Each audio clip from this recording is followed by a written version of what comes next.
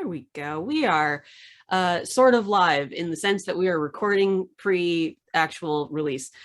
This is Sam, your pop archivist, and today I am joined by an elder statesman of the archival community, the baddest archivist on the block, Mr. Terry Baxter. Hello, Terry. Hi. Hello. There you go. Thank you for joining me. I have known you for some time. You definitely roll in the circles with Rand Jimerson, who is my former advisor, but basically the person who made me the archivist that I am today. I do recall this was probably a DC SAA event. You were, so the little like little flag things that you can put under the banners that you can put under like the little tags and everything. You were, I think, sending around, it was like badass, I think, badass archivist or rebel or problem or something like that. It was badass. Pink on black. Yeah, pink on black. I remember that.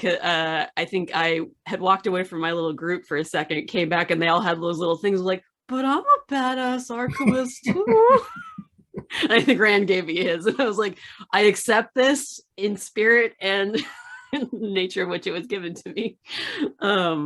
But from there, I have had the opportunity to speak with you on many occasions, not only about one of the topics we'll be talking about today, but another one, which is tattoos in the archives, which we will get to in a bit. But that's always been a fun conversation to have about the stories and about archivists and tattoos. Our mutual friend Libby Coiner, I have also been courting to get on this show as well, so hopefully she'll come on at some point. But today we are firstly going to be talking about, you wanted to talk about Sunshine Daydream, which is a documentary film about the Grateful Dead and a concert performance that they gave in Veneta. Is it Veneta, Oregon? It is correct. Veneta. Veneta, Oregon in 1972. That was on the Renaissance Fairgrounds, correct? Correct. Yeah, it was the. I don't know if you want to hear about a little bit about the fairground. It was the Oregon Pleasure and Renaissance Fair in 1969, the very first year it was held. Nice. Then it became just the Renaissance Fair for 5 or 6 years, and then a contractual, which would be after Sunshine Daydream in 75 or 76, I can't remember for sure.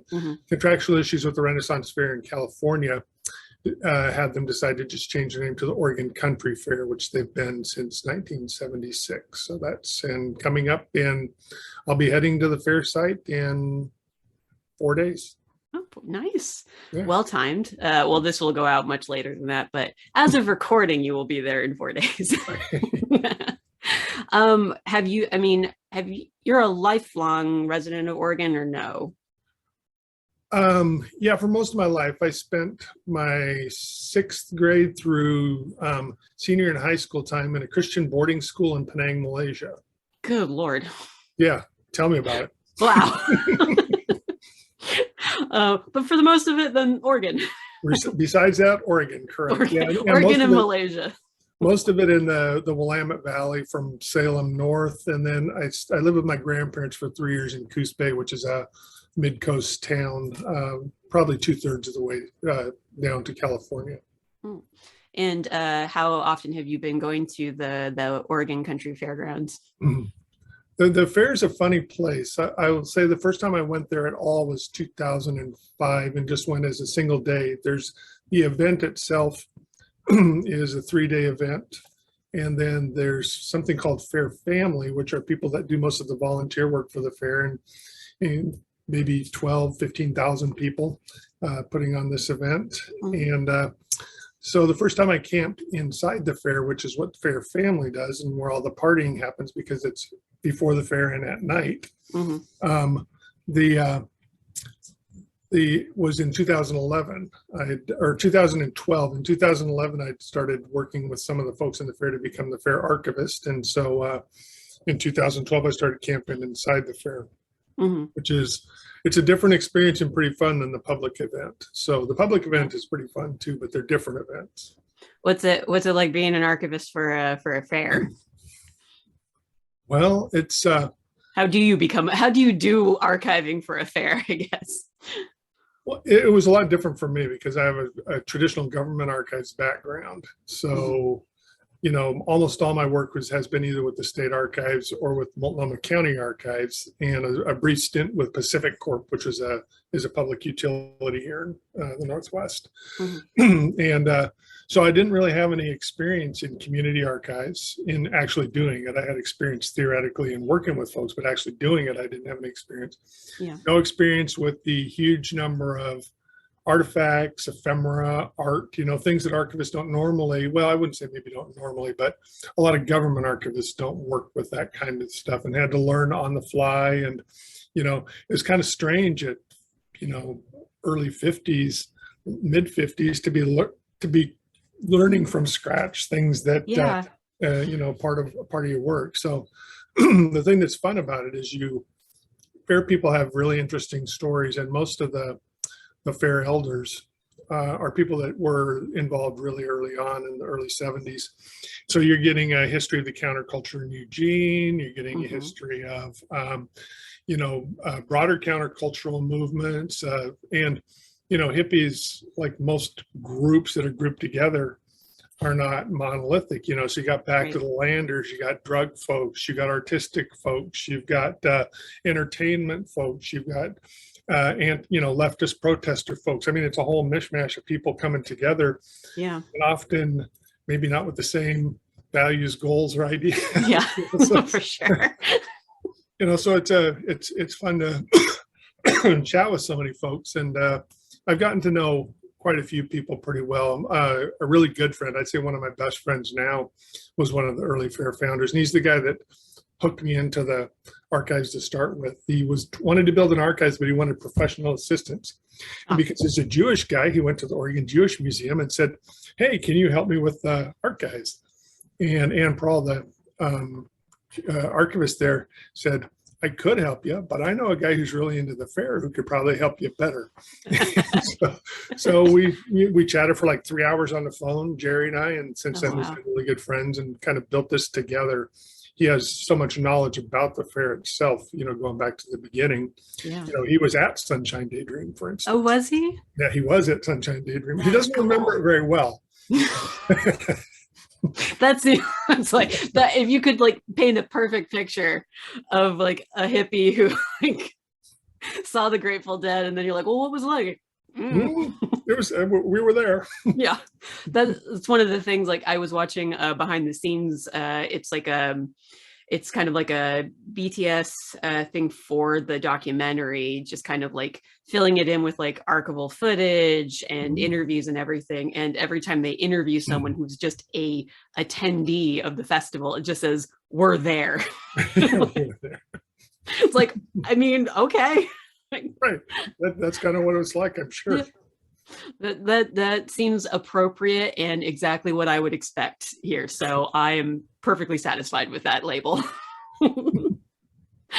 No, but that's really cool that like through, you talk about the building of a community within like just the people who attend the fair, the different groups that kind of came together, and then becoming the archivist through a series of relationships and like communities kind of talking to each other at the same time.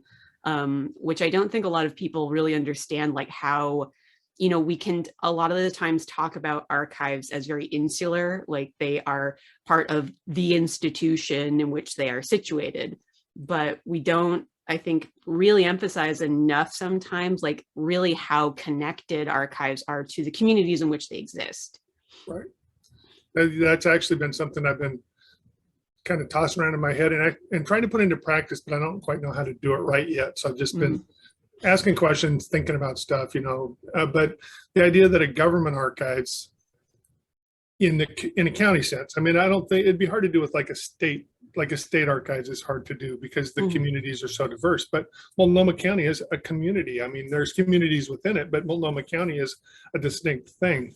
And trying to figure out how the county archives can be more of a community archives, in the sense that not an extractive thing where we get stuff from folks and then give stuff, transactional, but how we can actually feel like we're part of what's happening in the Multnomah County community, and other folks in the community can see us not just as partners in that kind of high level, bureaucratic sense, but as, comrades, people doing stuff together to try and make things work. And Yeah. I think that can happen, although, I think it's still difficult, and there are things about it that don't work the same as maybe a smaller, more defined community would work. So I guess what I'm trying to do is take what I've learned about community archives and try and apply it as much as possible to the broader kind of institutional archives that work in. Yeah, that makes sense. I mean, it's a thing that I've found a lot in terms of like my research, because I'm currently in the process of writing more about, I mean, I write the blog and everything, but also trying to like shop around ideas for a book about archives and popular culture. And a lot of it really boils down to, we are so reactive to things that are happening. Like you can't really be proactive in terms of Hollywood because the machine is already churning. Like you can, as an archivist writing about a pop culture event or a property that features an archivist or an archives, you're always ever going to be reacting to it because God knows they're not going to come consult me about that. Right. Like be like, yeah, let's get her, let's get that chick. But I mean, any archivist in general, I mean, there are probably a lot of things that maybe the experience of depicting an archives or an archivist could have been improved if they had talked to them, but it's like, but were they going to? Probably not.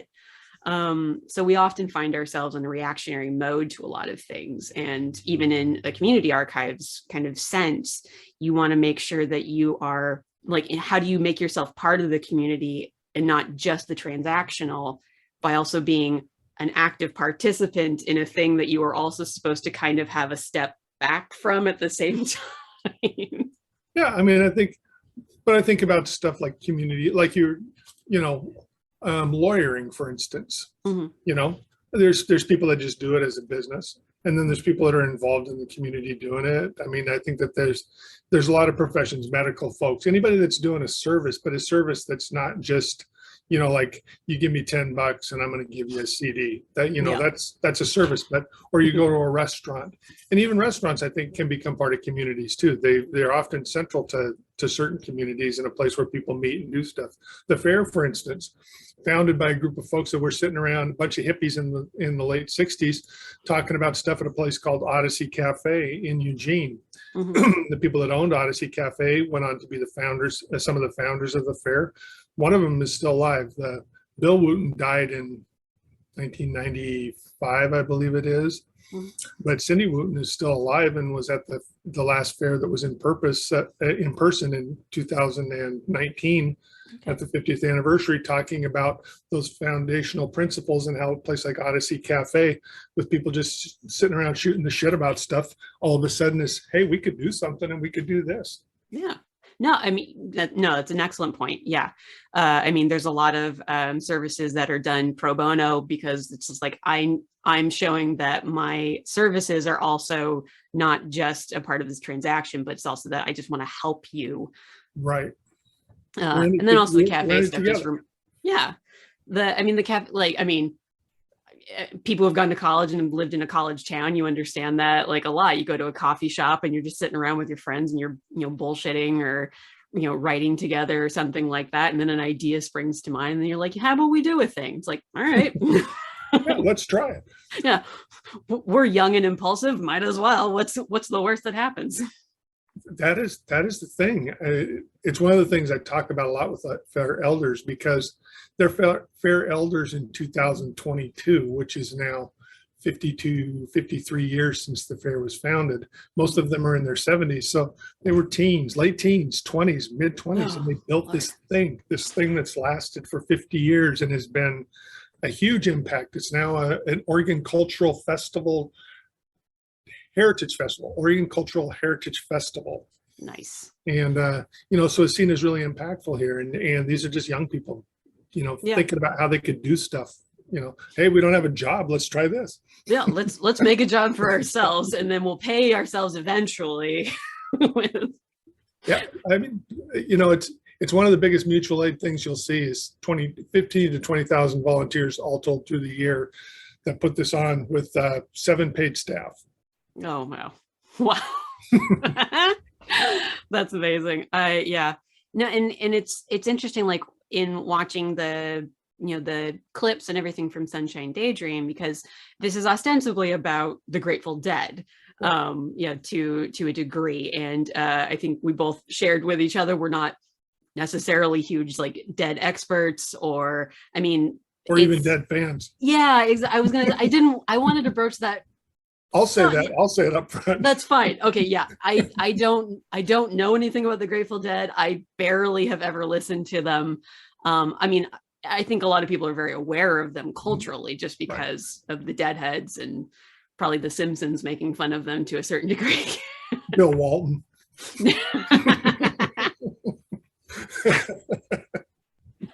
But yeah, but it's I think it's interesting that you chose this just because not only your connection with the Oregon Country Fair, but also just like in watching the behind the scenes documentary too, like they were talking about it wasn't just the Grateful Dead, it was about the community that surrounded the Grateful Dead. It's Yeah. was it Ken Kesey and his brother and the creamery, which was what started this whole thing.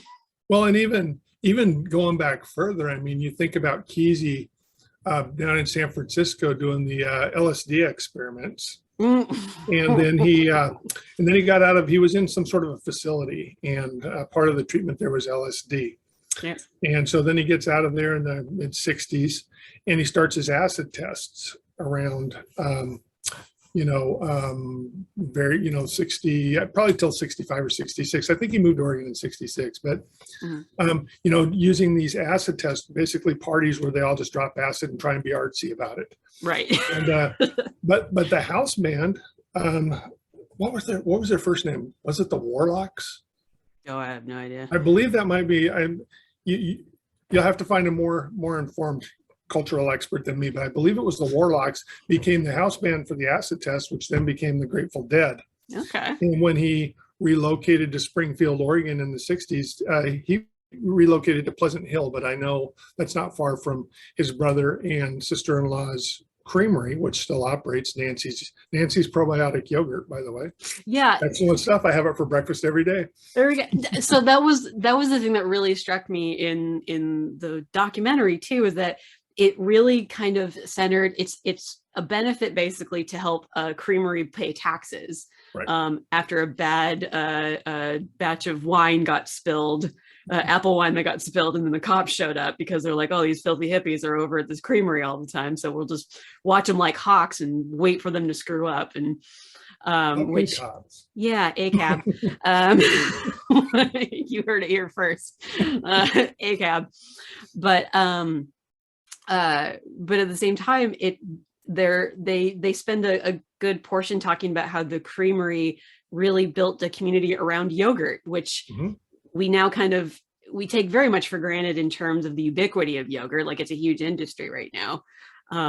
But at the time in the 60s and 70s, like that healthy eating, or that was it green living kind of environmentalist attitude towards food was just beginning, kind of. Yeah, certainly in popular culture anyway. I mean, like I can remember I lived in Salem for quite a while, and my first wife and kids and I would go to this little store that was up the road, and it was that kind of stuff, stuff that you would normally see now, like in any store, huge bins of bulk stuff, and you bring your own container and fill them up, yogurt, raw natural honey, all these kinds of things, which that would have been in the mid 80s, still seemed pretty foreign to us. Yeah. But that had been happening 10 years earlier in Eugene, and probably happening 10 or 20 years earlier than that with some of the really early back to the landers, coming out of Northern California. Yeah, a really big, Northern California up through, kind of moved through the Pacific Northwest. Yep. For that movement, because it was just striking to me how yogurt was like a big part of the conversation in this documentary. It was like, I never would have thought yogurt would be the reason for a dead concert, and then also the saving of an Oregon country fairgrounds. Yeah, well, I think if I remember the story right, and I've heard this story from several different folks, but I believe that basically what happened is Kesey was just talking with his brother, and they were talking about the financial troubles. And he said, "We could do this benefit concert with these guys that I used to have down in my acid tests in, San Francisco."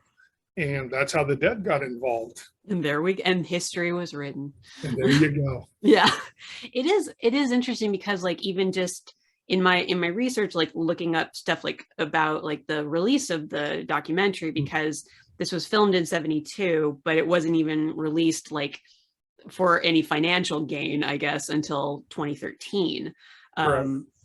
Before that, it was all like bootleg copies of bootleg copies of bootleg copies kind of thing. That's the Dead way of life, I understand. It seems to be, yeah.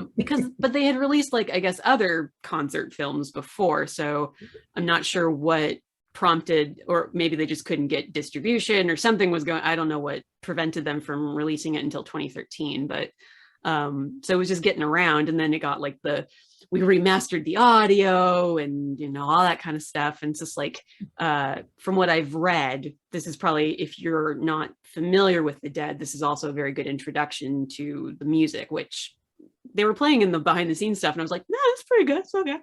Yeah, it's not terrible. If you're high, it sounds great.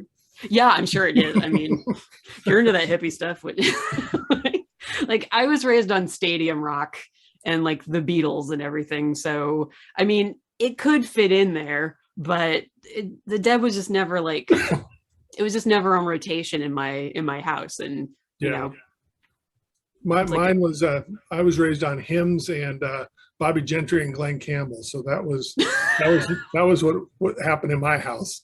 So I never heard any popular music till I was probably a teenager.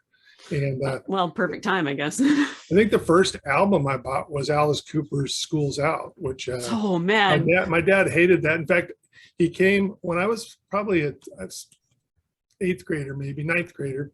I bought Alice Cooper's "Killer," which is I think the second or third album, something like that. And I was playing it, and my dad had heard it like I don't know how many times. I had the album for probably 3 or 4 months.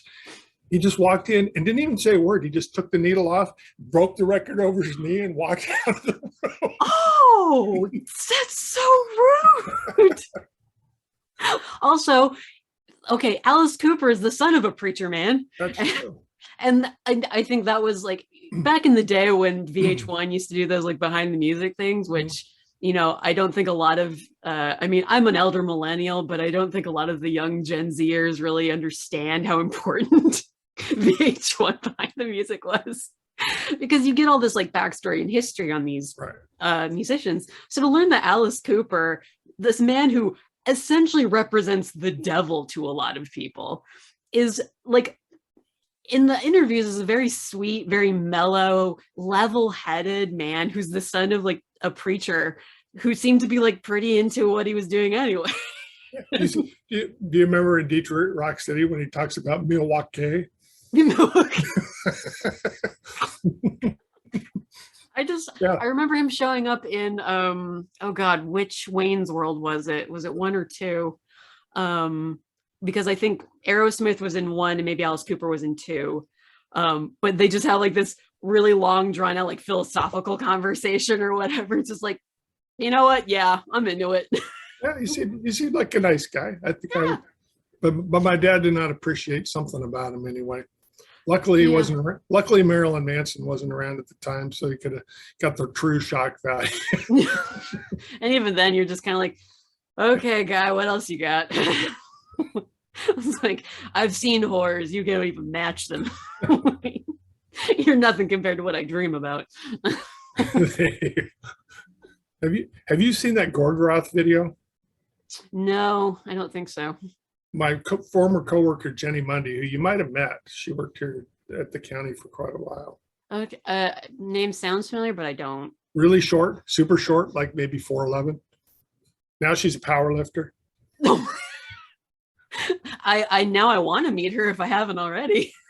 But she said, you might like this metal concert. And I said, I don't know if I would, but I'll watch the video. And I didn't like it at all. But it was some band and they're playing, and it's pretty wild at their live concert. But yeah, I guess they're banned in Europe now. Oh, well, must be doing something right. But I guess we should get back on the dead, for all we know about them. So, because I mean, this all kind of like ties into a lot of, pop culture and archives. They meld together in these really interesting ways, because I think even when you suggested this documentary, I was kind of racking my brain for a couple of days being like, why I mean, like, what does this have to do with what, like, ostensibly what this channel is about? And then it kind of hits me where it's just like, but there are things that are also tangential to pop culture, things that are part and parcel of it, that I think are also worth talking about, and how archives and archivists can be involved in those things, if that makes sense. No, it totally makes sense. And I was thinking about that too, because pop culture is something I've always enjoyed a lot, because I think people downplay it. As meaningful, pop culture, it's for kids, Yeah. or blah, blah, blah. And there was a really interesting article I read many years ago, maybe 20 years ago. It was talking about the, I believe it's a Chihuly exhibit that's in one of the casinos in Vegas, in the lobby, a really big one. Mm-hmm. And, and it's like, what the article is saying was that, for so many people who are hesitant to get into high culture, was the word it was using there, because they're intimidated and they're frightened by it, and because they don't want to seem dumb and they don't want to seem unsophisticated. Mm-hmm. But if you can drop some medium to high culture in a casino, and you can get somebody to come through with Bud and say, hey, this is pretty cool, I could look at this, and look at it in a casino in a pop culture context that is not intimidating. It's in somebody's front room, or in somebody's, definitely in an area that they can relate to. Then you can make the jump and say, hey, if you're not scared by this kind of culture, this is culture, then maybe you could try out a different kind of culture. And the article was making a pretty good case, I think, that pop culture is a really good way to enjoy things just for their own self, but also as a way to, reduce people's kind of threat level with other types of culture. And I thought that was really insightful. I hadn't thought about it that way, but I think that makes some sense to me. No, that makes a lot of sense. I mean, I remember having these conversations with my dad, because my father couldn't conceive of the idea of like an adult person watching cartoons. Right. He would just be all like, "Those cartoons are for children." So it's like, well, some of them, yes, but then like, my generation still enjoys The Simpsons. And as of the recording of this, the next episode of the show that's going to go out is me and my friend Kara talking about The Simpsons and how they featured archives and archivists in a couple of key episodes. But I remember telling him, like, you actually do get a lot of different levels of culture from a show like The Simpsons, or when I was growing up, Animaniacs, or the Bugs Bunny cartoons. I mean, a lot of kids learned about opera by watching What's Opera Doc.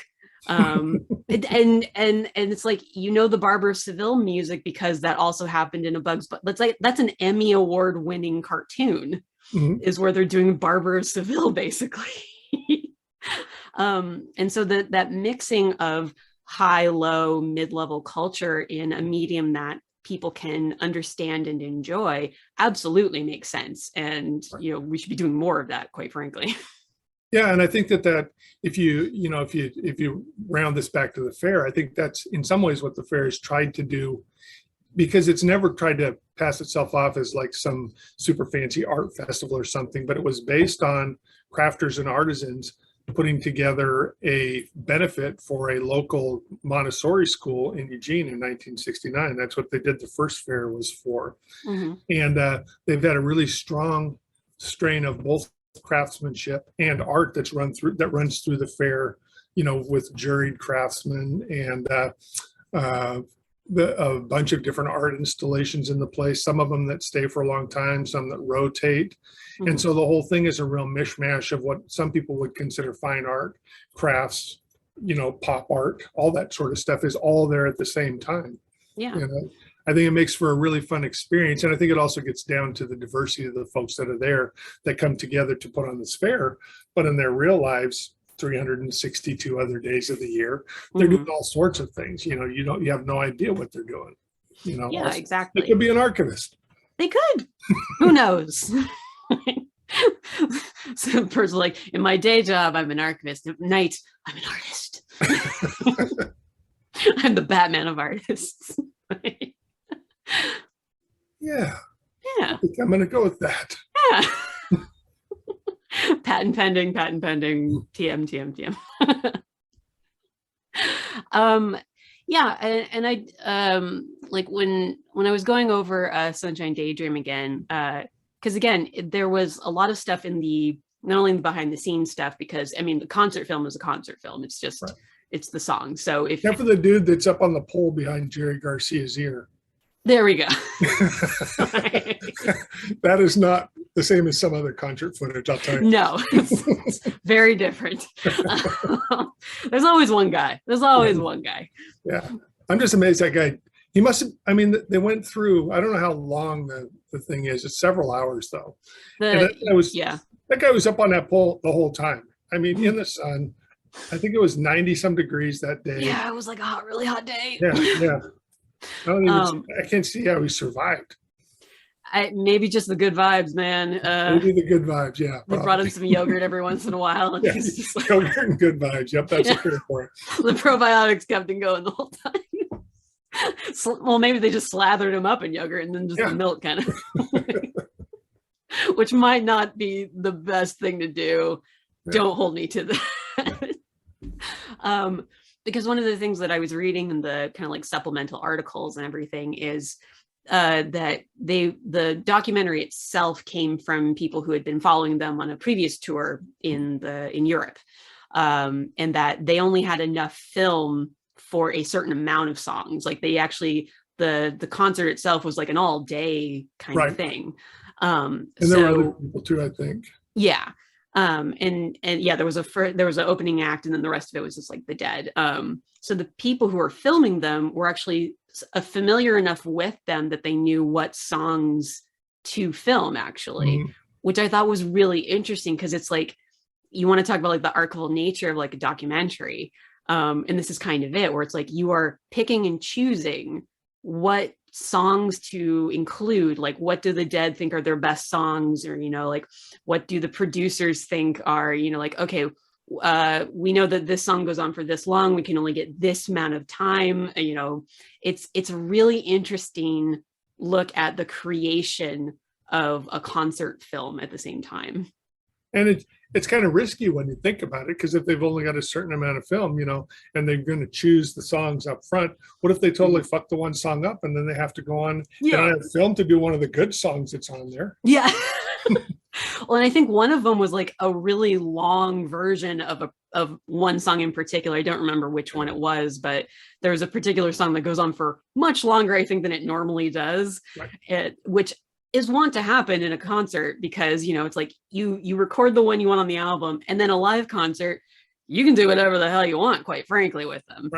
Like Freebird can last for a long time depending on who's playing it, much, I guess, depending on your level of like for Freebird. You can have a Grateful Dead Fish concert that's just one song each. That's very true. It's like, I came for this concert, how many songs do they play? 2. Like, how long was it? 7 hours. Yeah, right. That's so true. I think there was a break in the middle of one of the solos. I don't remember. but very telling. Yeah. So it's really interesting, like what songs eventually what songs were chosen.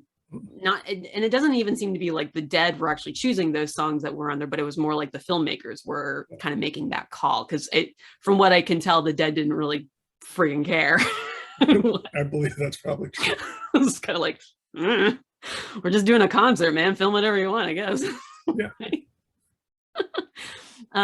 Which I mean speaks to their generosity, that they're like, okay, we'll do this benefit concert, okay, we'll do a film on top of that, whatevs, as long as it like helps people, in the long run. Which is really like commendable, I think, on their part.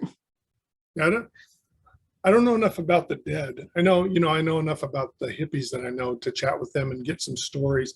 But I do believe that the connection to Eugene, broader Eugene, besides, Veneta, where the fair is at, is actually about 15 miles west of Eugene, but Eugene is the kind of place where a lot of the people there came from. Right. And, that connection, I think, really was built through contact with Kesey and the fair and things like that. They did a second concert in 1982.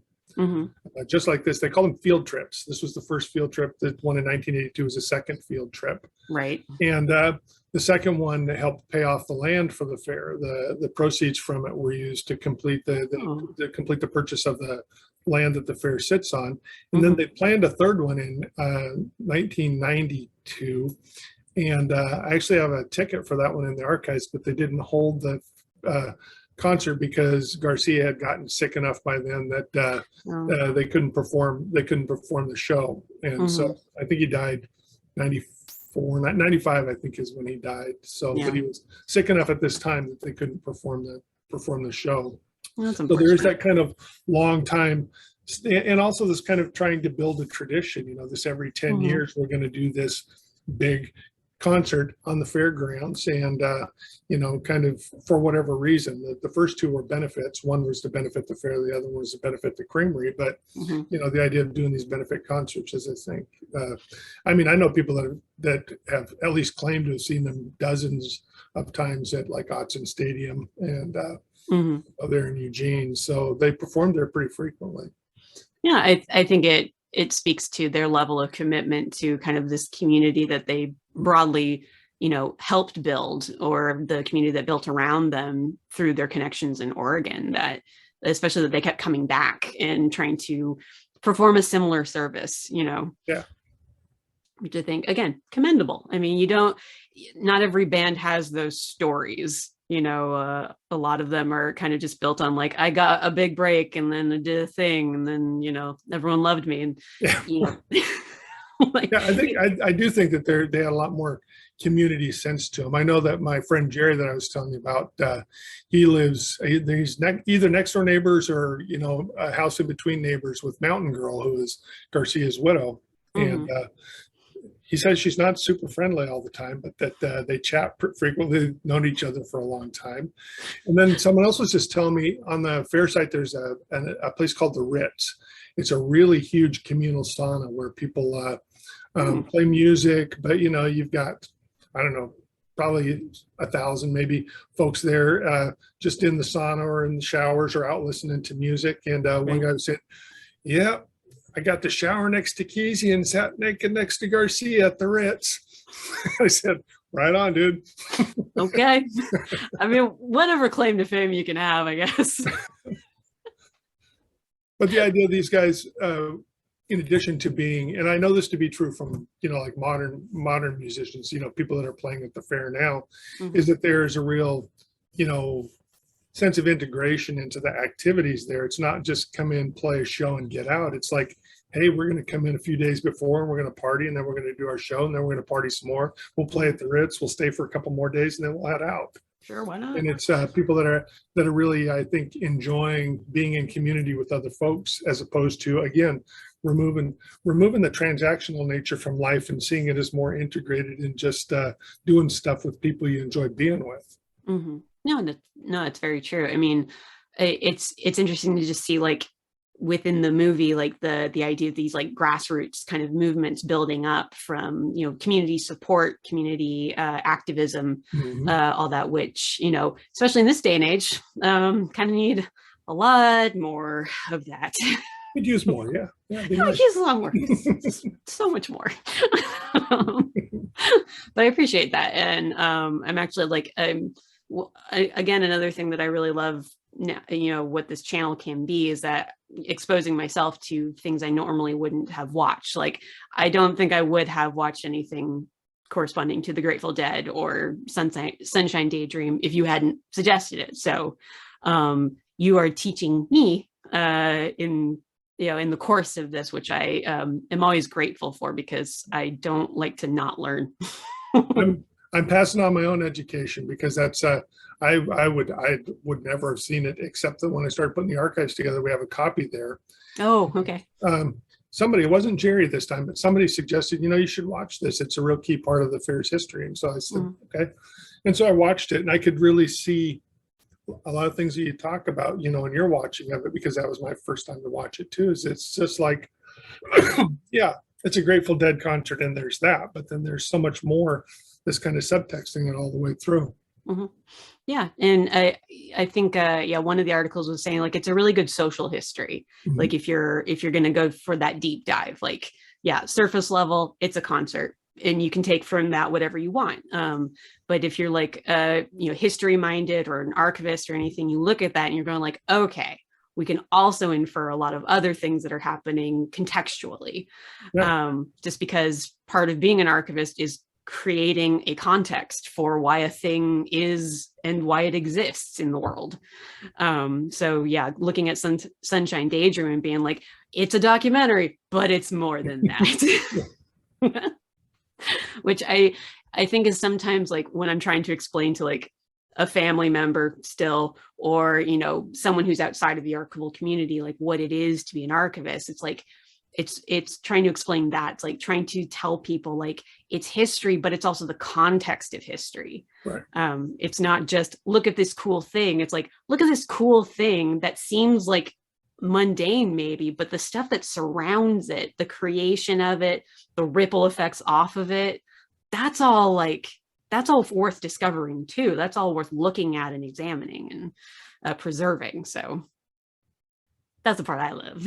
Yeah, I totally get that. The weird connections are what get me, and they're weird on the face of things, but then they're important, I think, more than when you think about them more. It's like, when I talked with Jerry about this event, and he said, yeah, I came in for the concert. He was living out on a farm, commune farm, called Deadwood, which is about halfway to the coast from Veneta, from Eugene, I guess. And so I guess it would be on the east slope of the Coast Range. Okay. And so he's been living out there, and he wanted to come in and saw the concert, and kind of had some hazy memories of it, but gave me some information about it, and then didn't come to the fair for a couple of years.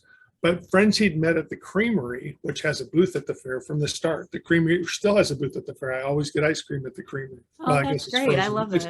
It's frozen yogurt. It's not ice cream. Come on. Well, but he got his first job, and he decided he was going to come back because he'd met some folks there, met some folks like a lady, and decided he was going to come back and hang out at the fair. And he worked at the Creamery, and then did some other stuff, and then he shot the official fair 10-year video for the thing, and he was been a videographer until he retired about 7 or 8 years ago. But the whole connective thing of the Creamery and this concert that brought him to see this, and meeting somebody and coming back and then getting more involved in the fair and bringing his particular expertise and fun and everything to it. And I think that really, when I talk to these, it's like dealing with a family in a lot of ways, because all of these folks have been together for a long time.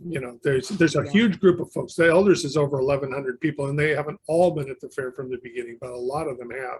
Oh. So they've been married to each other. They've dated each other. They've casually been with each other. They like each other. They don't like each other. They've been in business together. This is like some Game of Thrones shit now. So we're like, it's this huge family, and they have so many connections that go back so far. But if you want to know why something is the way it is in 2022, right, understanding all of that backstory makes many things so much more easy to figure out and how they're placed there. And so I think, it's the same with whether you're talking about the Creamery or my friend Jerry or Sunshine Daydream or the Dead or all this stuff. All of them have this multitude of connections out there. And if you want to understand this thing and its placement in kind of humanity, those connections are super important to figure that out.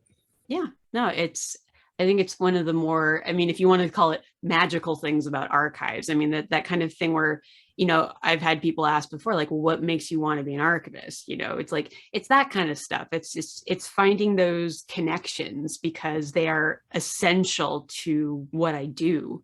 Whether it's like minimal archiving or records keeping or whatever. I mean, knowledge management, however you want to label it, like you're basically documenting connections, and how a thing becomes a thing and how the other things become the other things. Right. Because history is not created in a vacuum. Nothing is in a vacuum. It's all based on the world around it. And this is my TED Talk. Welcome to my TED. I'd pay to go see it. Okay, cool. Yeah. I'm gonna put it up on online and everything. And then I think this also like goes into the other subject matter we're going to talk about, which is tattoos and archives and archivists. Because I think was it 2016 in San Diego? 2012. 2012. Okay, so this was the second SAA event I went to after I became a professional archivist. Woo. Yeah, I've been in it for a bit. But it was also the first one I went to by myself, because my friends who had gone with me the first time couldn't do it, but I could this time. Yeah. And I was real excited because, again, I'm tattooed, and there was a thing like tattoos and archives. I'm like, it's like someone made something catered especially to me. And so it was you, Libby Coiner, and Vern Harris. Stephanie Case. And Stephanie Case, I'm very sorry, yes. Doing a panel on, it was essentially about like tattoos as stories, as archives in and of themselves, which was a fascinating way to look at tattoos and the reasons why people get tattooed, and the fact that there are a lot of tattooed archivists out there. Can you talk about like what brought that panel about? Well, yeah, I mean, it's, and this is from my own memory, so things get murky the further that you go back. But I know that I'll match it up with Libby and see if your story like pans out. I'd had this idea of just circulating in my head for a while about something to do with tattoos, and mainly it's because at the time I did this presentation, I probably had about half as many tattoos as I do now. But my tattoo artist had mentioned, every single one of your tattoos is based on text. And at that time, that was true. And I hadn't thought about that. And so then it was just thinking in my mind, well, so what does that mean? I mean, why is this? And I started thinking about it as, the personal nature of this and that they're personal to me. And so before we got into the actual detail of the conference, I started chatting with Libby about this because I'd met her when she was, I think she was still a student at the time, doing an internship in Portland with Jim Carmen at the Multnomah County Special Collections. I think she was either still a student or just recently, had graduated. Right. And and we were chatting about that, and she's got a lot of tattoos, and I like her motif. It's really different. It's interesting, and it builds on itself as she just adds more to it. And so I said, well, I got this idea, and what do you think about it? She said, I like it. And so we were just chatting more and more about it. And she said, and I said, well, maybe we should do something more formal about it, like write about it or present about it. She said, we could present about it. And what if I brought a friend? I said, yeah, that'd be fun. That friend's Vern Harris. What do you think about that? What do you think about that? I said, well, all right. That seems reasonable to me. Why not?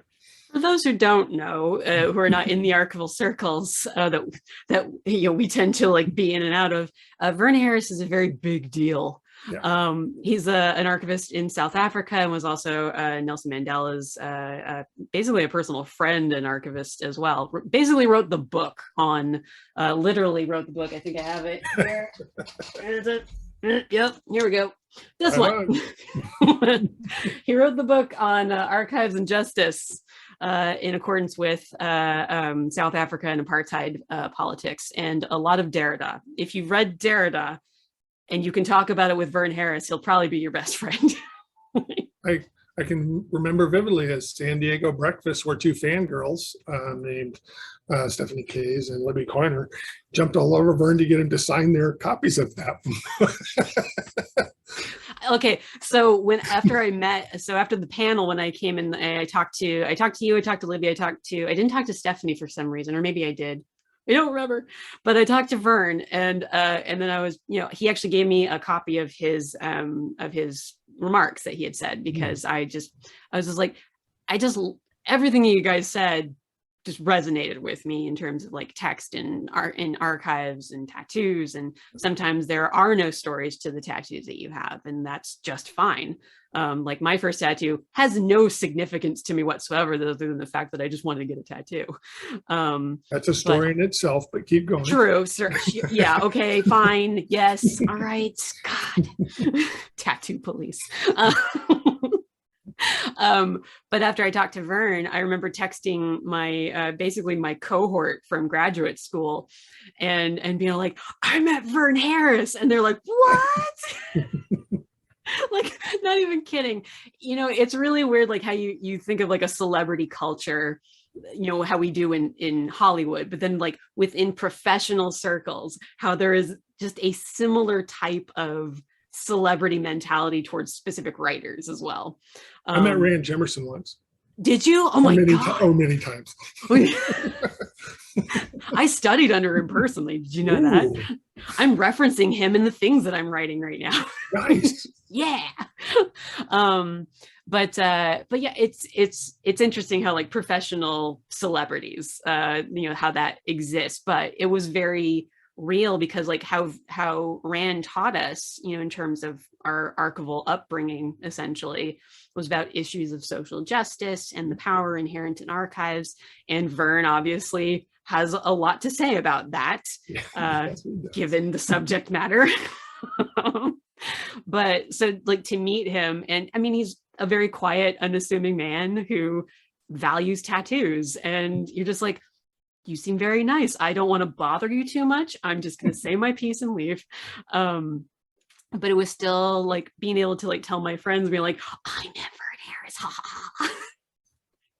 Yeah, it was kind of cool, because we chatted before that, so you got to see that sense, that he is just a regular guy, just wanted to talk about stuff and family stuff and everything, but also a big deal. And it was kind of not so much humbling. It was more intimidating in the sense that, man, I do not want to screw this up. I do not want to look like a dumbass up here next to this super smart guy in the archives world, and there was a lot of that going on. So yeah. So you're like, I'm going to bust out my Foucault for a little bit and see what happens. I wouldn't even try. I wouldn't even pretend that would be a total loss. Like, I'm going to get into a philosophical disagreement with Vern Harris because. Stay in your lane, Terry Baxter. Stay in your lane. Just pull out your copy of Archive Fever and you're like, would you sign? No, mine's all mangled up from notes that I've taken over the years, where I'm just kind of like, I don't know. Yeah, that's most of my interaction with that book. Wow. Yeah. Okay, that sounds good. Yeah, sure. Okay. I fancied myself at one point doing a more drawn out thesis before because mine was much more about appraisal and accountability at the end of it, but it was going to be a bit more philosophical. So I was like, I'm going to tackle Derrida. And I was like reading through Archive Fever and just like, like, just again, I consider myself a pretty smart person, but just looking at that and you're going, okay. Like, I'm just going to put this down and not pick it up for several days while I sleep this headache off. There's a lot in that. There's a lot in that little book. Yeah, there's a lot in it. It's so tiny. It's like, oh. Anyway, not the point. The point is tattoos and archives. Because like, and over the years, like ever since that panel, like you and Libby and Stephanie and Vern have all like done, separate, either panels or papers about like the inherent storytelling prospects of tattoos and like the significance and meaning behind them, to the point that you guys are actually working on a book currently, aren't you? Libby and I are, yeah. Yeah, you and Libby, yeah. Mm-hmm. And what is said book about? Well, I think it just expands on some of the things that we talked about in the presentation. The presentation was preliminary in a lot of ways and didn't, I think, get into some of the details of things that we thought about related to this. You know, the for me, it's always been about the change in tattoos from things that are recognizable to anybody. So, you know, like say Russian criminal tattoos or sailor tattoos or Maori tattoos. I mean, you have to know the language, but once you know the language, you can read what's on anybody and say, yeah, I know what this means, and I know what this means, and I know what this means. But I think what had really struck me about talking to archivists, and we did include in the original presentation, I think about 10 or 15 different archivists putting their tattoos in with a short story or even just a simple thing. They ranged from, I would say, probably 500-word mini essay about tattoos to the very short one that just had nothing with it, just the tattoo that said "fuck you" and nothing about it. Those are the submissions that we got, and and what had struck me about those, and then as thinking about it more, was how the modern tattoo requires a person. You can't look at. You could maybe suss out some of the tattoos that I have and say, oh, I kind of get what that means. But most of them you couldn't. You'd have to have me tell you what that means in order for the tattoo to you know, have anything more than just an artistic meaning for you. And some tattoos just have an artistic meaning. But I think a lot of tattoos, most tattoos I'd contend, have some meaning, even if somebody claims that it's just an artistic tattoo. I think that there's always something going on behind that, and there's a story there.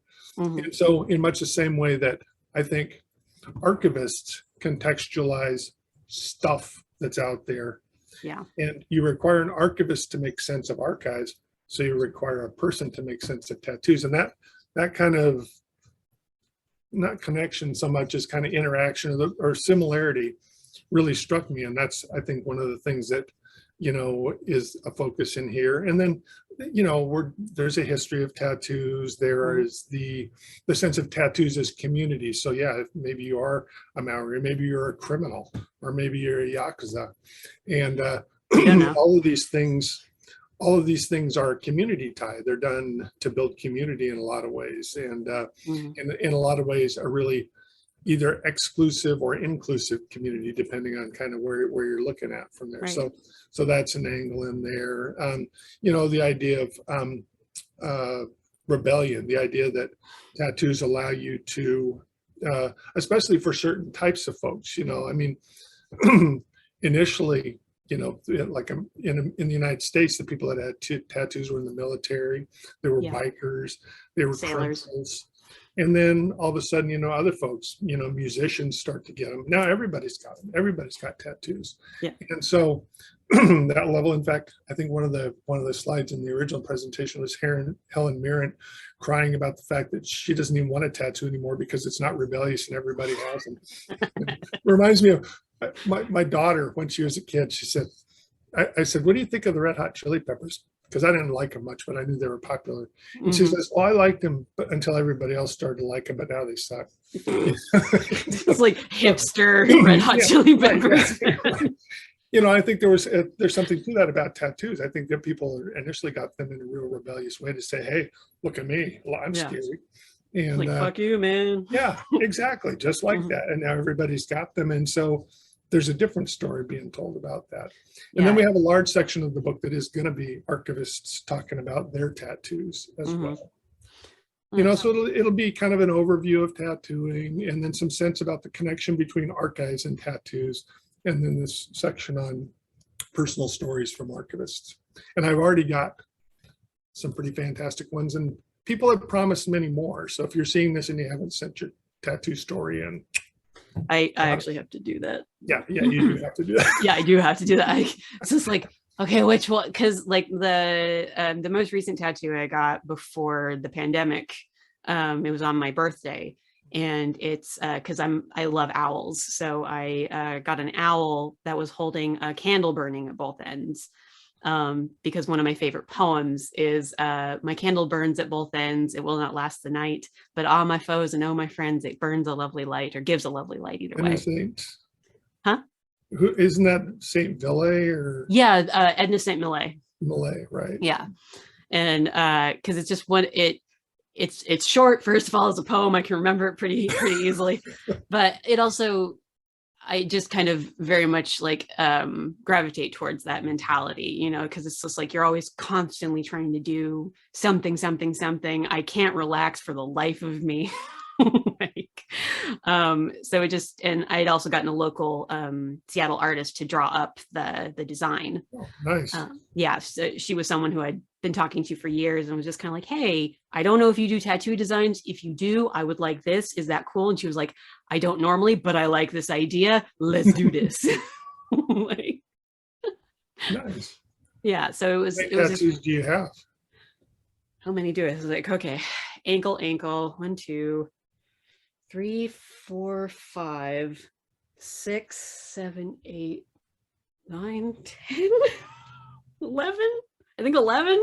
Wow. 11 at this point. Yeah, I think so. And I want to get another. I mean, I have ideas for more, because I'm also a blank canvas in certain areas. And, Yeah. you know, this, I had a friend in college who I think was slightly paler than me, which I don't know how that's possible. But she went and got her a tattoo. And she was telling me that the artist was like, look at how white your skin is. It's like a freaking canvas. It's always stuck with me. But yeah, I have more plans for just affording it is always the big, like, surmountable. Tattoos are expensive. They're more and more expensive. I mean, you could always get one, just poke and stick, do it that way.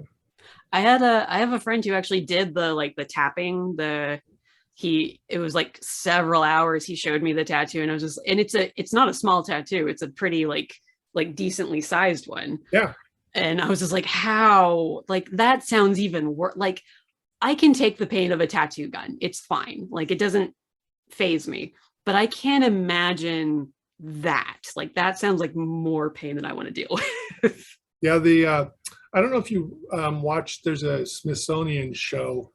It's called, I can't remember, North of the Arctic Circle or something like that. Basically, it's about people that live, kind of in the far north of the United States, Canada, Alaska. But they've got a new series now, which is First Nations. So it's all traditional folks living and kind of showing their relationship between their traditional ways, thousands of years old, and kind of the way that modern technologies either enhance it or modify it or change it. And so one of the women is giving her husband a tattoo. Oh. And she's doing it traditionally, although she said, we normally use a bone spur splinter for this, but I'm using a stainless steel needle. But yeah, it's just like, don't into his arm. And it looked really good. I thought it would look kind of like a prison tattoo, when she was done. Yeah. But it looked really good. I mean, it was real professional looking in the sense that, the lines are sharp and it's all filled in evenly and looked really good on there. And then I was thinking about one of the books I was using the research for the tattoo book was there's a revival in Inuit tattooing now. The last traditionally tattooed person died, but they've revived the whole process for people that had seen their grandmothers do it. Oh, wow. And they're doing it with the same kind of thing, but the earlier version that was done, they're using a kind of a needle just poking, not a machine, but a needle poking. But the earlier version for some of these is they used a needle and silk and soot-soaked thread. And they would sew the tattoos through your body. And I said, I don't think that sounds very good at all. I don't think I'm down with that. No, there's just like, you think you can take a certain amount of pain, and then you watch that, you're like, I don't know if I'm capable. Evidently, they wouldn't let Bourdain get a traditional tattoo. He had to get one from a tattoo gun in Borneo. Oh yeah, yeah, because I remember there were a lot of episodes of that where he would get like a tattoo in a new place or something like that. And maybe that was one of them, because I remember like there was maybe like a History Channel, like history of tattooing practices, where they showed the sewing one at one point, and I just remember that does not sound good. No, because yeah, I have a book on the history of women tattoo, Right. not necessarily the tattoo artists, but women as like the canvases of tattoos, and Hmm. especially from the 1800s, and just like how, it's like it's so ubiquitous now. It's like everyone and their my mom literally has like 3 tattoos. Like she went with me to most of mine, to a good portion of them, because I have a cool mom. That's right. Cool mom. But it's like when you think of like back in the 1800s, when that stuff was just so taboo, Right. and that these women were actually making careers out of being the tattooed ladies, for like the freak shows of circuses and Right. whatnot. And all it was is they just had art on their skin. Like that's the freak aspect of it. It's really fascinating, like how these women, like it was like control of their body to a certain extent, Yep. and then like profiting off of it at the same time, which is just like this really interesting kind of mix of like capitalism and counterculture. Yeah, I think of Bell Hook's quote on queer culture, which I just can paraphrase it, but basically queer culture isn't about who you're sleeping with, it's how you want to separate yourself and create a boundary between, it's kind of like a stagnant mainstream culture, and you want to create a place where you can express yourself the way you want to express yourself. And I Mm-hmm. often think about that in relation to the early pioneers in tattooing in this country, but also how, like you say, there's a real mainstream aspect to it. One thing that I hadn't realized was how ubiquitous it was in the English, especially Navy initially, because they brought it back from Polynesians. But how so many folks were getting tattooed 200 and 300 years ago. But like Yeah. you say, it was men, and most of the tattoos, interestingly, were always hidden away. And I think you still see that today. I know people that are only tattooed basically from above where a sleeve would sit Yeah, and yeah, below yeah. where a collar would sit. And I mean, I still like when I got my job at the previous place I worked, I asked, like I had tattoos obviously then. I was just like, are you guys cool with that? Because I mean, there's still always, you never know. Like some places are really super chill about it. They don't care, because it's like, what are you going to do about it? Like, right, and then even with the most recent job that I just got, like before, when I was doing the interview process, I was like, I have tattoos, guys. What is it?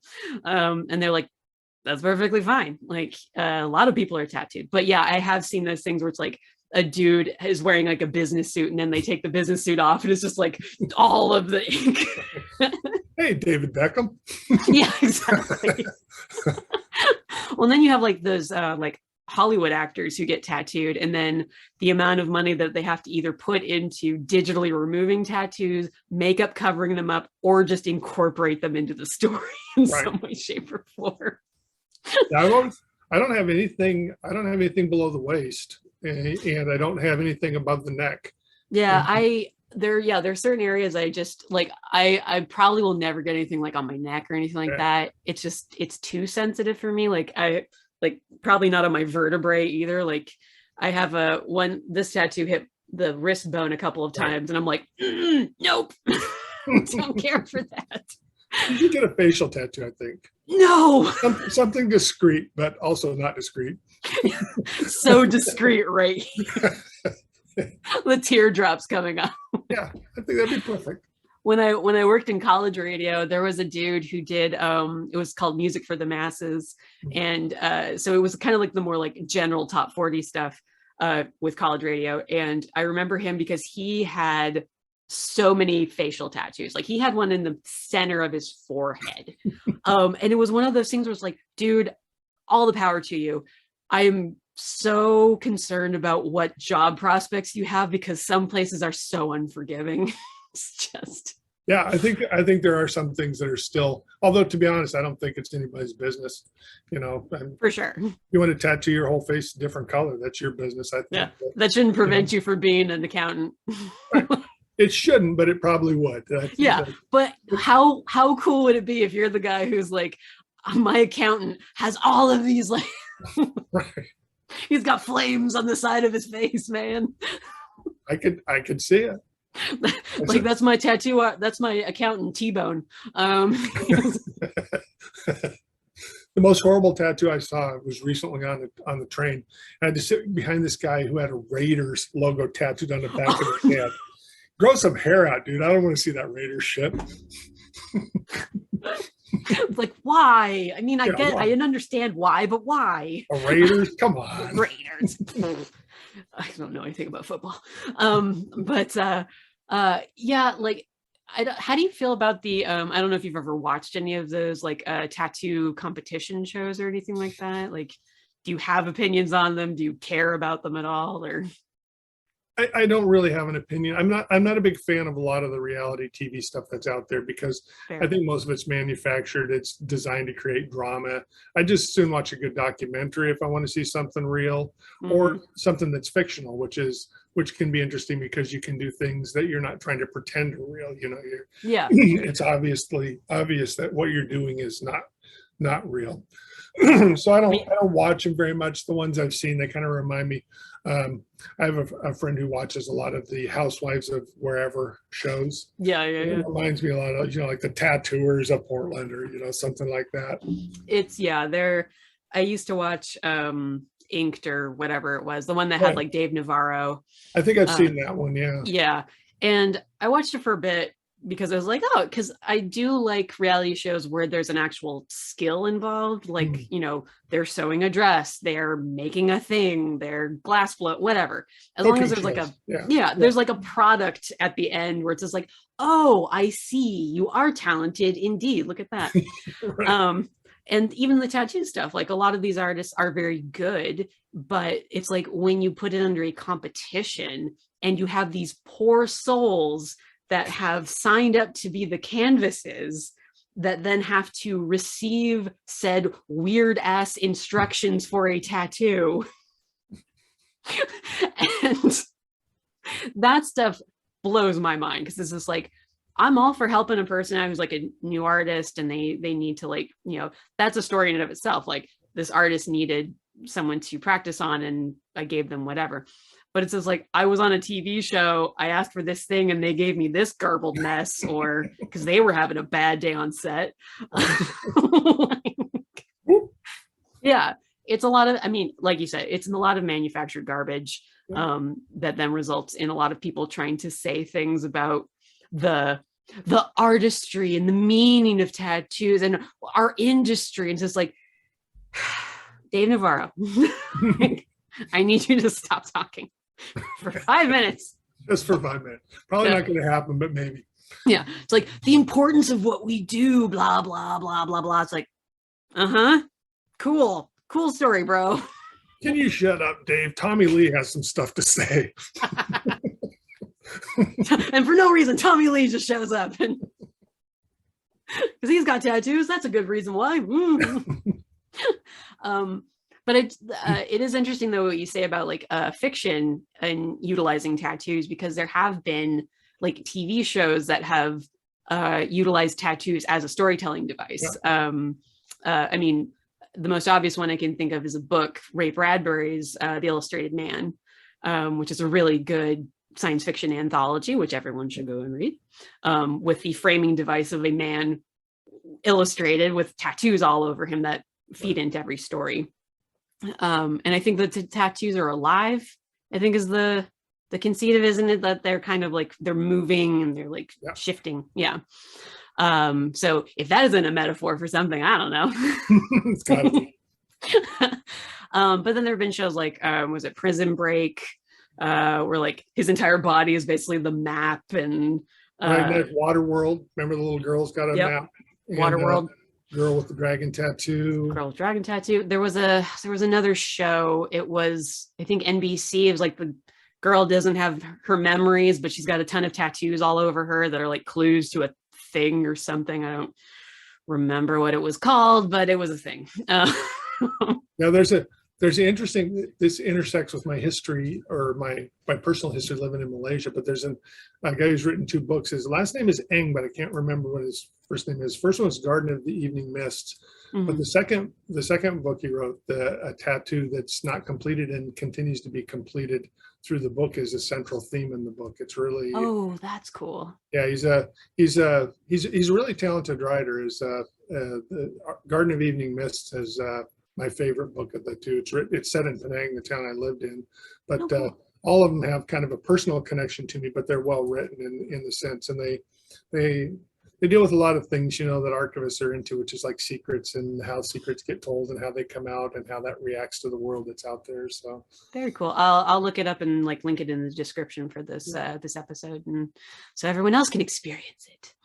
But yeah, no, I mean, it's like I love talking about this kind of stuff, and like especially like how tattoos and archives and pop culture and just it's all a big old mishmash, and I love it. And I love that I can talk about it with someone like you, Terry. do you, do you think archivists are more or less tattooed than the general population? Because when I did this presentation in 2012, Mm-hmm. 1 in 4 Americans, adults, they didn't categorize children. No, children as well. One of 4 American adults Mm-hmm. had a tattoo, and Yeah. the other number cited at that time was 1 in 3 adults under 30 or under 35 had a tattoo. Do you think 1 in 3 archivists or librarians has a tattoo?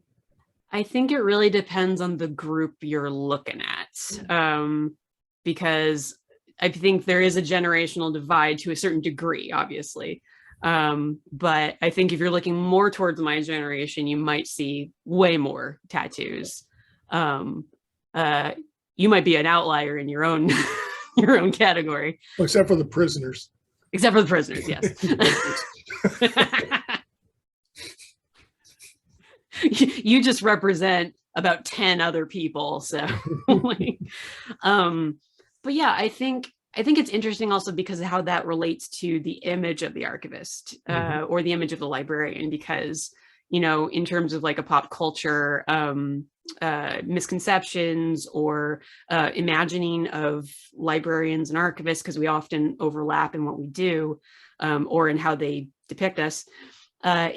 It is very rare that I see not only young, you know, youngish, but you know, I guess more conventionally dressed, you know, or not conventionally. What do I want to say? Modernly dressed. Mm-hmm. It's a lot of sticking to a very static stereotype of like prim, like neat bun, you know, practically cat eye glasses every time. It's but and then there's also the old guy who's, you know, older than time itself for some reason and is still employed in the archive. Are you talking about me again? No, I'm not talking about you.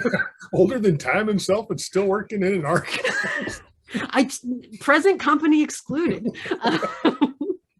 But it's like it's this weird dichotomy half the time of like the old white dude or the very like primly dressed woman. But I very rarely see like the youngish tattooed, you know, kind of like, I guess, alt archives or librarian, unless they're like, oh, this one isn't like other librarians. It's like, okay. This one goes to ALA.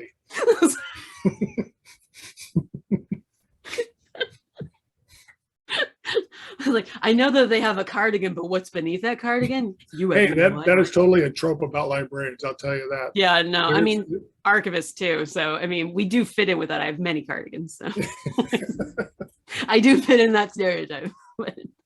But yeah, it's like, I mean, you talk about like something like representation matters, and it does very much so. But this is like, I've never seen really an archivist like me, in terms of, you know, attitude towards records and archives, or, you know, just even like the way they are depicted or the way they're dressed.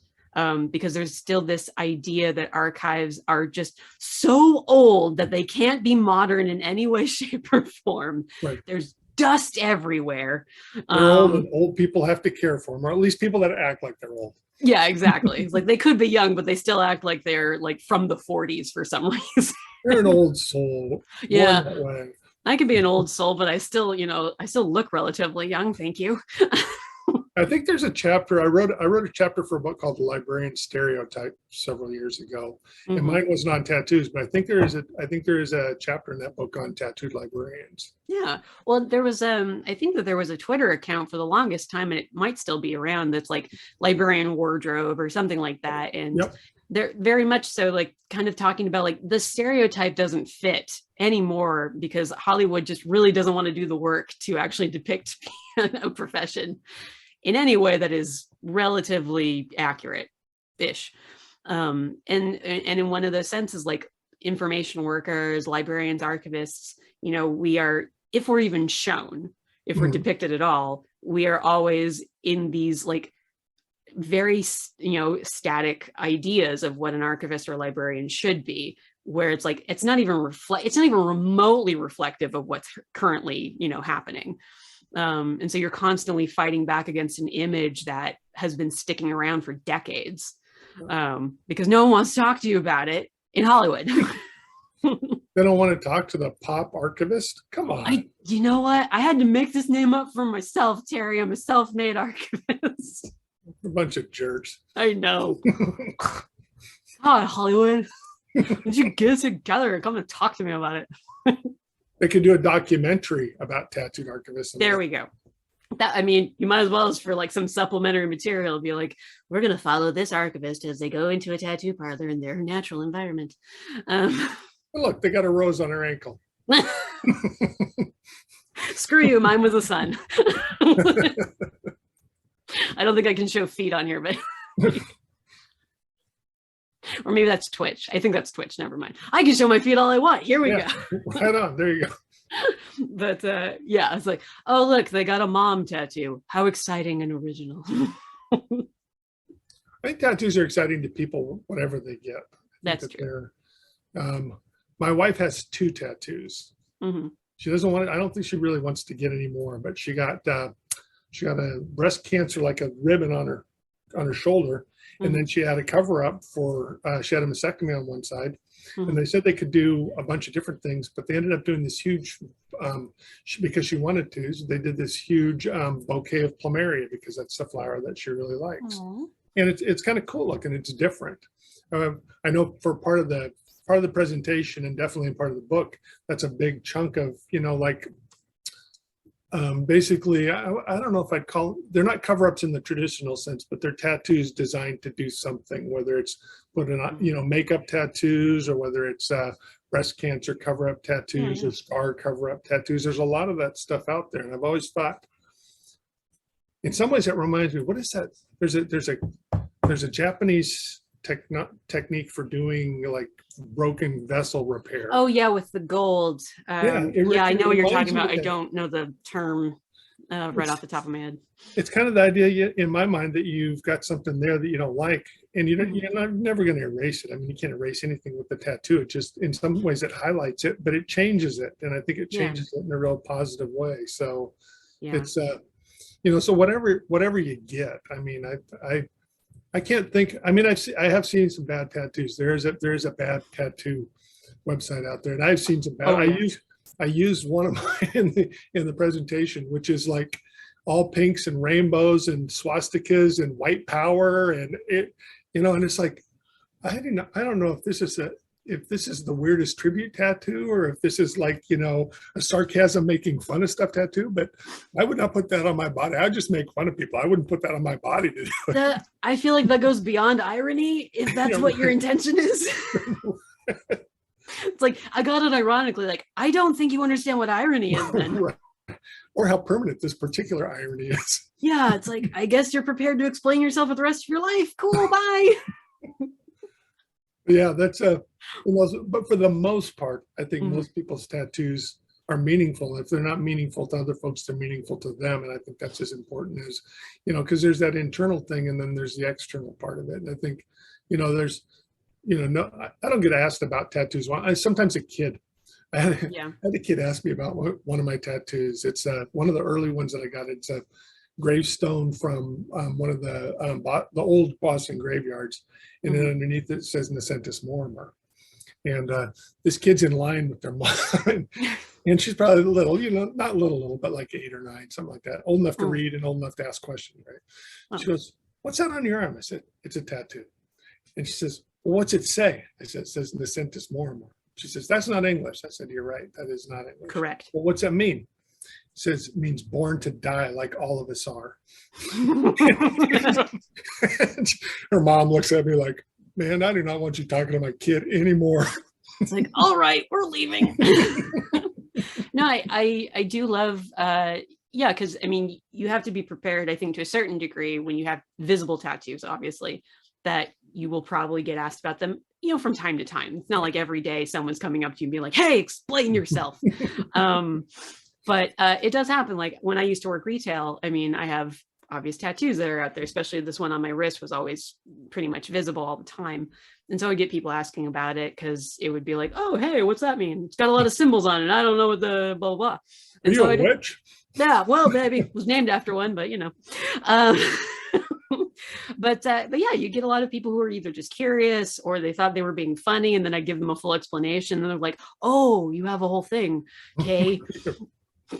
But I do love it now because my nephew, who is 5, he every once in a while, like if we're just kind of like cuddling on the couch or something like that, he will see them and he'll just kind of like trace them or like kind of go up to him. Like it's so normal for him to see that like on me, and it's never something that I feel like I'm ever gonna have to explain to him or whatever, but it's just part of what's on his auntie's skin. And I kind of love that idea of kids growing up and just seeing like this artwork on their parents and just being all like, "Oh, that's cool and normal and I want to do that someday," and or not, whatever. It's your body, you get to do whatever you fuck you want with it. You don't have to get a tattoo. Nobody has to. And this is something I was wondering if you thought about this as you were thinking about this kind of interview thing, but have you noticed what I would say? It's anecdotal because I don't have numbers on this, but I believe that fewer and fewer professional athletes are getting tattooed. I see a lot more professional athletes now that don't have any visible tattoos anyway, as opposed to back in the day, like say 10 or 15 years ago. I don't think you could see many like basketball players for sure because they had a lot more skin exposed, but you couldn't see one that didn't have a tattoo. And now a lot of players don't have tattoos. And I'm wondering if that's changed. I don't have any numbers. I was just thinking about that when you were thinking about representation. Well, I think maybe it could be like some kind of like cultural cycling through it. I mean, where it's like you go through a cycle of people like getting tons of tattoos. I mean, like when I was growing up, Dennis Rodman was like the big signifier of like the alt, basketball player. It's like that guy, that's the bad boy of basketball. He was Dennis Rodman. And now he's more like, expressing himself through his gender identity and all that, which is absolutely wonderful. And I'm glad for it. But yeah, I feel like, we culturally just cycle through this stuff. So it's like you have new players coming up who maybe saw a lot of, tattoos or it could be a financial thing too, where just a lot of them don't, I don't know if young players are getting paid the same that they like. You figure like the huge contracts that we used to hear about for like they sports. They get paid a lot of money. They probably not okay about paying. Well, then that's fine. Then maybe they just don't want them. That could be it. Like that's what I wondered is if there's kind of like, there's always a sense of doing something because it's cool. Yeah. And there was a time maybe that it's now cool not to be tattooed. And yeah. I mean, I don't know. I was just thinking about that because I was watching, the playoffs just finished. So I don't watch a lot of basketball on TV. I like to play basketball, but I don't like to watch it that much. But the playoffs. And same with baseball. Like I love playing it and I hate watching it. Who doesn't hate watching baseball? Name one. I don't know. I think my dad still likes it. I don't know. Weirdo. I know. Hi, Daddy. Oh no, does he watch this? I don't know. I tell him when they go up, but it's his attention span. Hi, Dad. Is I'm sorry, sir, you didn't mean any disrespect. All the other archivists know about you now, Dad. Revenge is mine. those baseball loving archivists and your dad. Well, I love baseball in the sense that I will play it. Like Hmm. I played it when I was younger, and I have always enjoyed like, like a little game here and there. But yeah, watching it is just boring unless again you're drinking a little bit. There you go. But yeah, no, it is an interesting thing to think about in terms of, I mean, especially sports players, athletes. Okay. But like musicians as well. I mean, I feel like more musicians are tattooed, especially. And maybe it's also just like, what are we more exposed to as we're coming up in the world, growing up, all that kind of thing? Because I see a lot more people, quite frankly, who are tattooed than I see not. Right. But that I also agree. could be what I'm watching too. That is true. I mean, Tanya Zanish Belcher told me when I was putting the tattoo presentation together, and I'd mentioned, I'd sent it around to some people just to take a look at it. And I said, this number seems low to me. 1 in 3, there's no way that number is correct. And her response was, we don't all live in Portland. Fair. And that is fair. I mean, I noticed that when I don't think I'd ever been to Iowa before. The Archives Leadership Institute was in Iowa. Mhm. And so it was in Decorah, Iowa, and it's just college town. So you do see tattoos there. And I Right. did get a tattoo in their tattoo shop just because I wanted to get one from there. But yeah, definitely a much lower proportion of folks had at least visible tattoos than I would see here in Portland, which it seems like everybody in Portland. I mean, it doesn't matter. You go to church, they're all tattooed. Yeah, you can't no matter- spit without hitting a tattooed person in Portland, quite frankly. Republican state convention, all tattooed. There's tattooed with flags. I mean, everybody's got the thing, right? Yeah, might as well. I mean, yeah, like I went to college in Bellingham, Washington.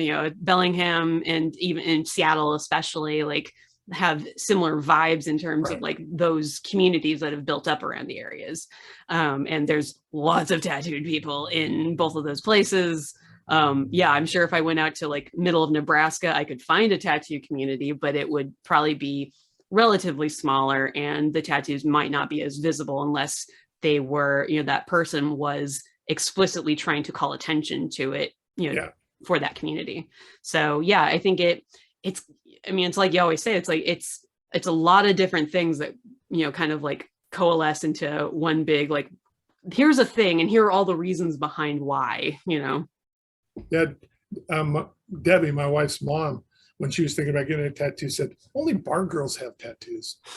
And I said, well, Joanna, all 3 of your granddaughters have tattoos. What are you trying to say about this family, huh?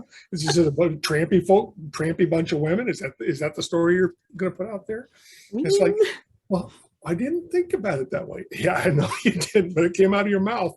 Yeah, my grandparents were pretty.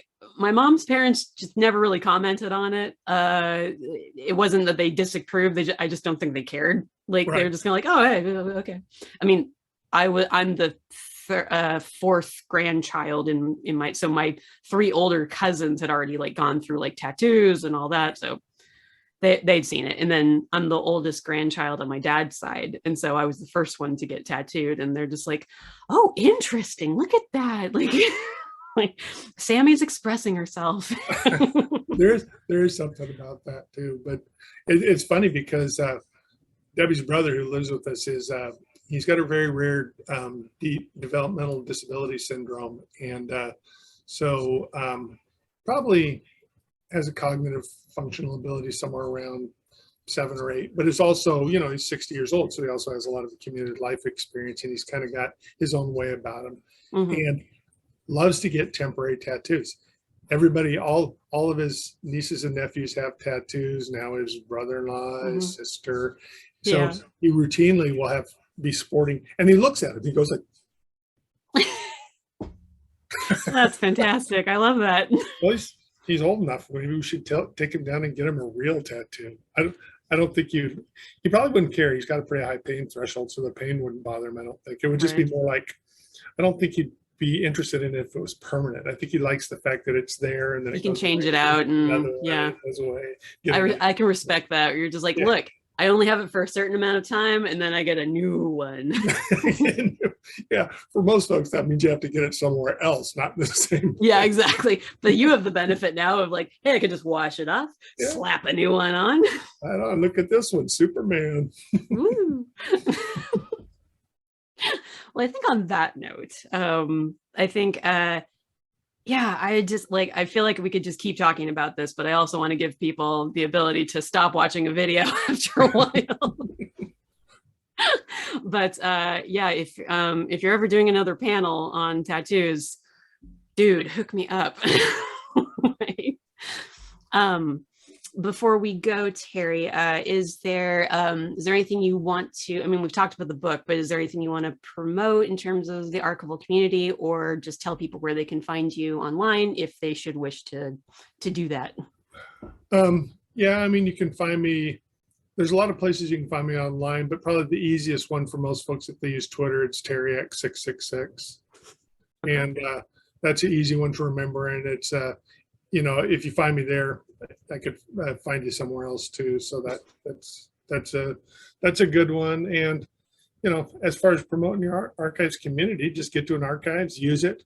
You know, make something in the world, and use archives to do it. There we go. We're gonna put that on a plaque somewhere. That'll be a presidential address someday. Make something and use an archives. That's right. Yeah. Terry Baxter, 2022. And yeah, for those who wish to find me for whatever reasons, hopefully good, you can go to @darling_Sammy, SAMMY, as well as to Pop Archives, pop-archives.com. And you can like this video, subscribe to the channel if you would choose to do that. I'm really good at promoting myself. Absolutely no problem. And if there is a subject that I haven't yet talked about that you would like me to talk about with a guest, or for whatever reason, or it corresponds to an article I've written, please leave a comment in the comment section, or you can email popculturearchives@gmail.com. I'm good at this, I think.